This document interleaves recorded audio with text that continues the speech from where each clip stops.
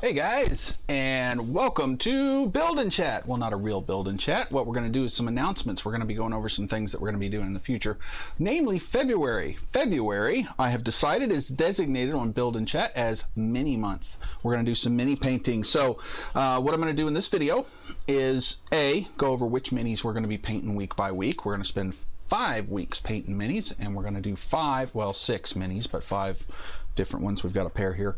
I'll go over what each of these are. These are all Reaper minis, Bones. This one is Bones Black. We'll talk about those.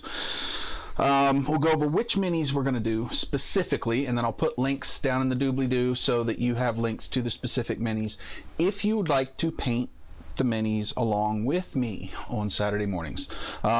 This will be 10 a.m. to 12 p.m. Eastern Standard Time, so on every Saturday morning in February. And then after we go through the minis, I'm going to go through some prep for anybody who's a beginning mini painter that would like to come in and paint along. You can ask questions live because we'll have the chat up. We'll be multicasting this on YouTube, Facebook, and Twitch, so you can catch any of those places.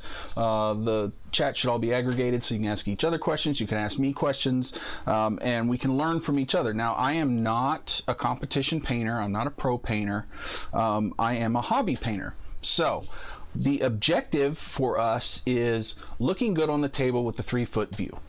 And we actually have the additional objective. I go a little beyond that because we put them on camera for our D&D streams and stuff, and we want them to look reasonably decent. So I try to do the best job I can. But I'm not trying to win any awards with this stuff, and we're not going to get into massively higher level painting techniques. But I thought it would be fun to do this as kind of a beginner class and a hobbyist class and talk about different things and learn from each other. So let's start with what we're going to be painting every week. So week 1, February 1st, we're going to be painting a Reaper Tengu. These actually come in a 3-pack, but we're just going to concentrate on one of them. These are the Crow people. February 8th, Dark Elf Priestess. This is the only Bones Black model that I'll be doing. And these are all, the Bones models are plastic, and the Bones Black is a little harder plastic. So Bones Black has a little better detail, but they're a little more expensive. But I think this is a great line for beginners because they're inexpensive. You don't have to worry as much about messing them up because, you know, most of the models are $3-4. So if you completely destroy one, you just buy another one. It's not that big. It's not like a metal model that's 10 or 12 bucks. February 15th, we're going to be doing some Dread Wolves. These come in a 2-pack from them. February 22nd, we'll be doing Wererat Berserker. And again, I'll have links to all these. And then February 29th, we'll do an Ankheg. So nice big thing. Now I picked these. I've got tons of models that I have to paint. So one of the reasons we're doing February as mini month is because I have to get a lot of these painted, and this will kind of help me focus on getting some minis painted instead of goofing around with my first love, which is terrain. And I know you guys like it, but you know, sometimes we have to branch out. So we're going to go through these, and the reason I picked some of these is because they offer a lot of different things for different techniques, dry brushing and layering and glazing and stippling and all that kind of stuff. So that's what we'll be painting. Now, if you're an advanced painter, you probably don't need to stick around for the rest of it. I'm just going to be going over some equipment for beginners and things that they'll probably want to pick up before we start painting in February. So here we go. First thing, you'll obviously need paints and brushes. Now, what brushes? Do you need to go out and buy a $15, $20 brush? No, not if you're a beginner. I have actually bought a $15 or $20 brush. I actually have a Raphael brush here, a number 2 Raphael, and a, where's she be, a number 1 Winsor Newton Series 7. Okay, those are expensive brushes. They're real hair, red sable, and you don't need those if you're starting out painting. What you can do is get golden Taklon or some artificial sable, and they will work just fine. But I would recommend starting out with a number 1 size brush. If you can afford it, also get a number 2. It makes your Your base coat's a little easier to deal with, a little faster. Then I would also get some cheap brushes for dry brushing, and you want flat ones. Do not get expensive brushes. Go out and get like a multi-pack of brushes for $3 or $4, you know, these real cheap brushes, and just get some flat ones out of there to dry brush with. Don't, because you're going to destroy these brushes dry brushing. So just have a couple brushes set aside for dry brushing. You want small ones because we're doing minis, but don't spend money on these because you're going to destroy them, which is fine. That's what they're for. Just get cheap ones. There are also some, you know, these are intermediate brushes. You can get them, lots of brushes on Amazon and stuff. These, and I'll try to find these again, put links down in the doobly-doo, but these brushes here, these AIT art brushes, were pretty good. You get them like a 5-pack, and they are sable brushes, but they're not high quality, but they're decent quality. So you should be able to get brushes in the probably $4 to $6 range that will do very well for you as a beginner. I mean, don't get me wrong, if you want to spend money on the high quality sable brushes, you can, but I would make sure that you're going to want to do a lot of this painting before you do that, because they're expensive.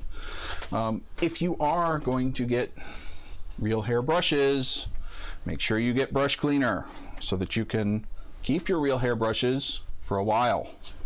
This is the stuff. If you get golden taklon brushes, you don't really need this, although it helps clean your brushes out. But this is, if you're going to get real hair brushes, gotta get this. Now, other small things you'll need. Super glue, because some of these models, if you get, none of the ones I showed you need it, but you may want to put bases on them, and some of the models you got to put together, so it's always good to have super glue. Another thing that I would highly, before you even get paints, before you start checking those out, please get a color wheel.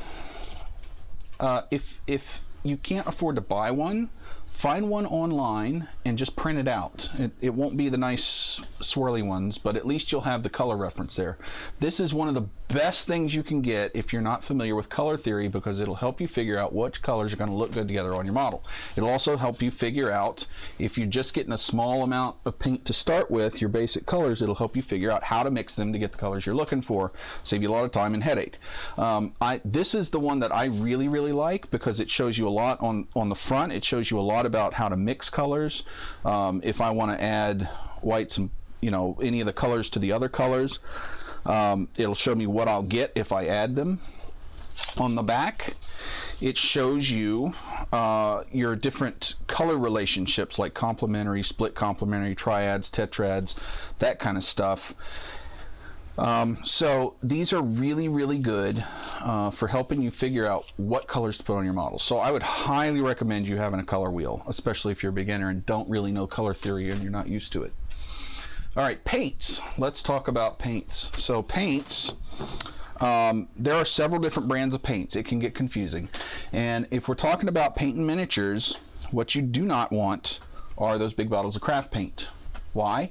Because there's not enough pigment in them when you get them thinned down enough to cover the mini really well. So what'll end up happening is you'll get frustrated at how hard it is to cover the minis. I've seen people do amazing paint jobs on minis with the craft paints, like the apple barrel and stuff like that, but they're really good and they really know what they're doing. I can't do a good job. I've tried with craft paints, looks like garbage. And I've been doing this for quite a while, and I reasonably know what I'm doing. I mean, at least to get a decent paint job, and I can't do it with those. So I would stay away from the craft paints. I know these things are more expensive, but this is where you want to spend some money. If you're going to spend money, spend it here. Then spend it on brushes. All right, so let's talk about the different types of mini paints, the different brands of mini paints, and kind of things that I recommend and things I don't recommend. There's two basic types of bottles. You got your pot bottles and your dropper bottles. The pot bottles open from the top, and you don't really have pour control from them. Most people will just dip their brush in the lip here and get the paint out that way. So this is the Citadel. Now this is an older Citadel style. The newer ones have a clear kind of button top on them, and they're supposedly closed a little better. The P3s, this is Privateer Press, the P3 formula paints, and they are, this one's a little glued stuck, but they basically open the same way. They have a little lip in the back, and you just flip them up and get it off the lip. The pot paints, I don't like personally. One of the reasons is they tend to dry out faster because they don't close quite as well, and the other one is, for the way I paint, I like to actually put the paint on the palette and be able to see and control the drops of paint, because then if I have to redo a specific mix, I know it's 2 drops of this and 1 drop of this or whatever. You know, I can formulate a mix. With these, it's really hard to do that. So I just do not like pot paints. In fact, the Citadel paints I dislike so much that the only thing I really use them for now is to hold my minis. I mean, just honestly. Now, there's people that swear by these paints. There are professional level painters. I'm not saying they're bad paints. I just don't like them. That's me. So that leaves me with the dropper bottle paints. Now, the 2 big ones are, of course, Vallejo and Reaper. Vallejo actually has the model color, and they have the game color line. I don't actually have any game colors. Game color line is more saturated colors. The model color line is more for the army painters and the modelers and stuff, the scale modelers that do that kind of stuff. So the color's a little more muted, but it's not a big difference really. The game colors also have really close matches to all the Citadel colors. So if you see Citadel color paint schemes for things, it's really easy to convert that to the Vallejo game color. In fact, I think there's quite a few online charts that convert them directly. Now, as far as which paint do I like better, they're both really good. I mean, really, really good. For beginners, I would recommend the Reaper Master Series. The reason is these are thinned a little more out of the bottle, so it's easier to, out of the bottle, paint with them and get them thinned right. These take a little more work. Now, is it a big difference? No. Not really. Either one of these you're going to be really happy with, I think. But my preference, especially for new painters, is the Reaper Master Series paints. Now, what paint should you get? Now, there are other dropper bottle paints, war paints. They're okay, but these are the 2 best ones. I would recommend, if you're going to bother spending money on paints, get one of these 2. That's what I think. Now, which paint should you get? Now, if you have no paints, you're just starting out, you want to get a basic set of paints. Here's what colors I would recommend. You want a white and a black. Of course, have to have white and black. You want your basic colors. Blue, red, and yellow, right? Because from those 3 you can mix anything else. But there are some colors that are kind of a pain. So, get yourself a brown, regular old brown. This is model color Flat Earth, but just any medium brown. Get yourself a basic skin tone. Those 2 are kind of hard. You know, the browns and skin tones are hard to mix and get looking reasonable. So I would get those. I would also go ahead and get a green. Yes, you can mix that from red and yellow, but having a bottle of green is going to save you a ton of time and aggravation because you use it a lot. I would also get a metallic, either a silver or this one's an oily steel. I like this better. You're going to use metallics quite a bit on armors and things, unless you want to do non-metallic metals, but I'm not going to do that. I'm not good at it, and it's a expert level thing that I'm not going to go over. So if you want to paint metallics, get a metallic. I would go with a little darker metallic because it's easier to lighten this up. I would go with an oily steel, and you don't want really shiny things unless you're doing some brand new paladin that's never been in the field before. So anyway, that's your basic color set. Beyond that, you're just getting shades. Lots of browns and grays, if you're going to go beyond this, is what I would start with, because those you can use as base colors and then use the other colors to mix them. Now, the other thing that beginner painters are going to want to have, because it's a lifesaver, are washes. A wash is a really thin paint that's formulated to flow extra well into cracks and stuff, so it helps do automatic shadows and really helps with the painting, and you can do some really cool things really quickly. Now I make a lot of my own washes, and these are the Lester Bursley. He teaches how to make these, so you can find videos online. You probably don't want to get into that as a beginner, but you can. But I'm not going to explain how to do that. I just make a lot of my own. And the washes you want primarily are black and sepia. Those are 99% of the time I'm using one of these two. There are other washes, like this is a Testors Create Effects wash that I found in the bargain bin, and they're just fine. These are some reds and a blue. GW makes fantastic washes. A lot of companies, Reaper, Vallejo, they all make washes that you can buy. I would highly recommend just buying some pre-made washes from one of them if you're starting out. It's going to make your life a lot easier. Palettes, you're going to need a palette. You got to have somewhere to put the paint. Now, you can have a palette like this, one of these, 99-cent palettes with the dips in it. I use this a lot for my craft paints when I'm doing terrain and stuff. I never use this for minis, anything like this, because I find when I'm doing mini painting, I have a lot of mixing to do, and it's much easier to do on a flat surface than it is on something with like this. So I don't use these, but you can if that's your thing. What I like to use, if you're not going to use a wet palette, because there's dry palettes and wet palettes, we'll talk about wet palettes in a minute, but what I really like to use is this, a ceramic tile. You can get, this is just a ceramic wall tile. You can get these at the big box stores, Lowe's, Home Depot, Ace Hardware, things like that. They cost like $1, for one of these, and they're fantastic. They clean up real easy. Soak them in some hot water and soap, and you can just wipe most of the paint off. Metallics stick a little harder, but they're also really good for mixing paint around and getting colors. I'll lay out some colors and then start mixing them down as I'm working on a figure, and then it's good to lay the water out and mix that and stuff. I would recommend, if you're a beginning painter, getting a dry palette. You don't get into wet palettes yet.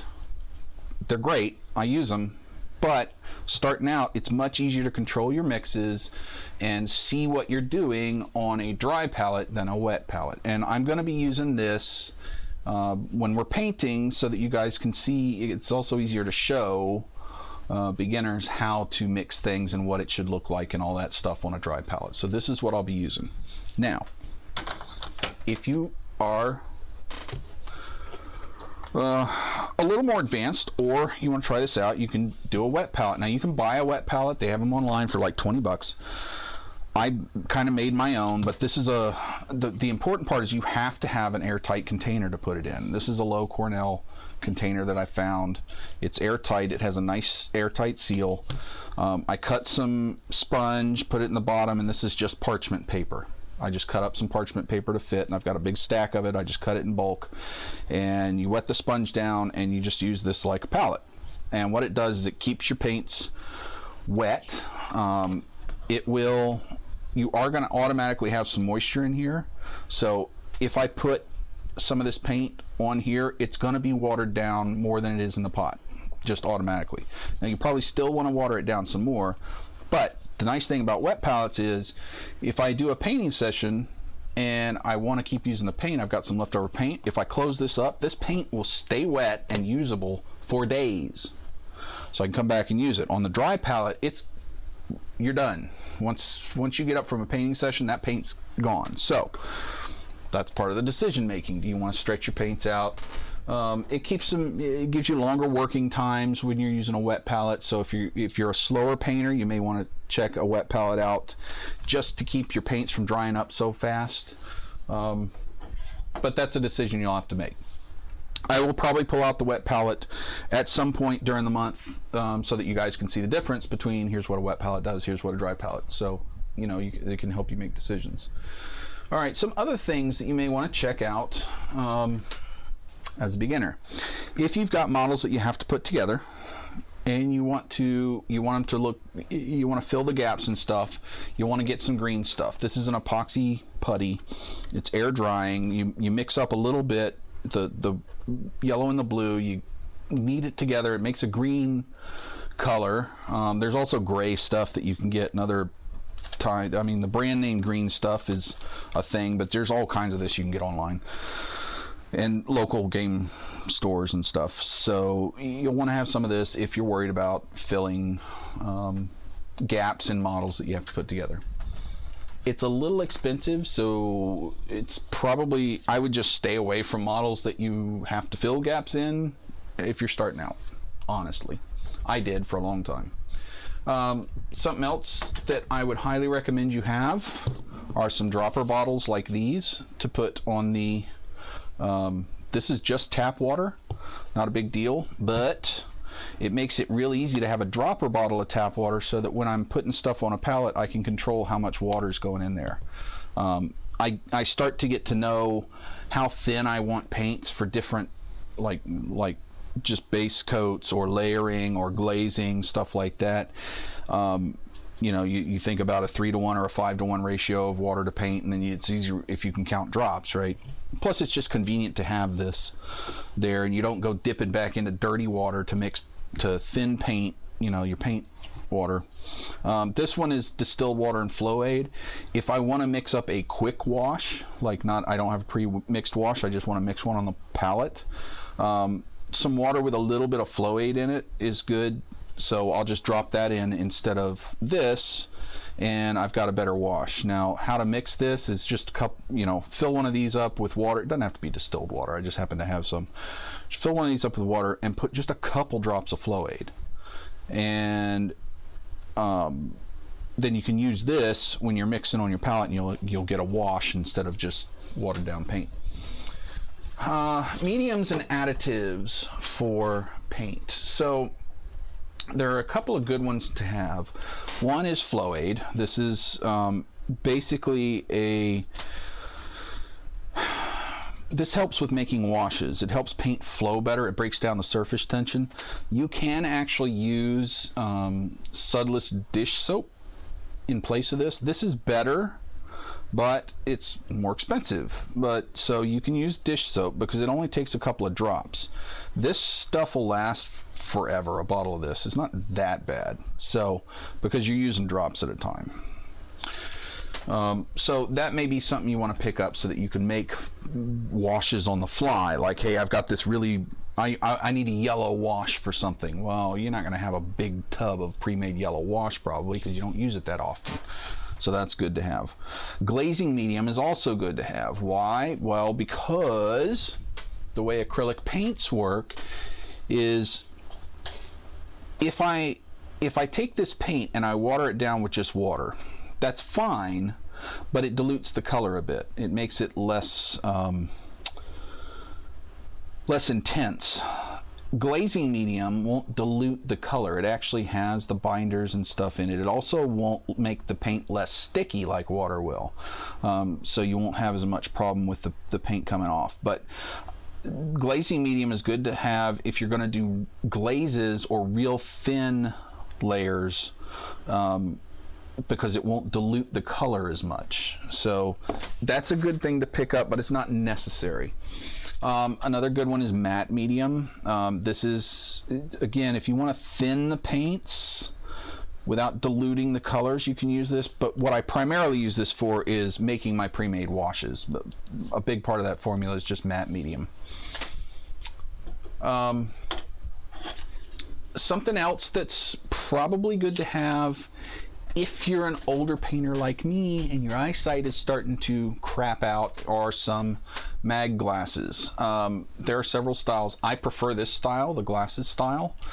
This particular one, the Yokto Sun, whatever, it's adjustable in and out. It has a nice LED light on the front, which is great. I use that a lot. It has nose rests, and it has removable different magnifications in a nice little box.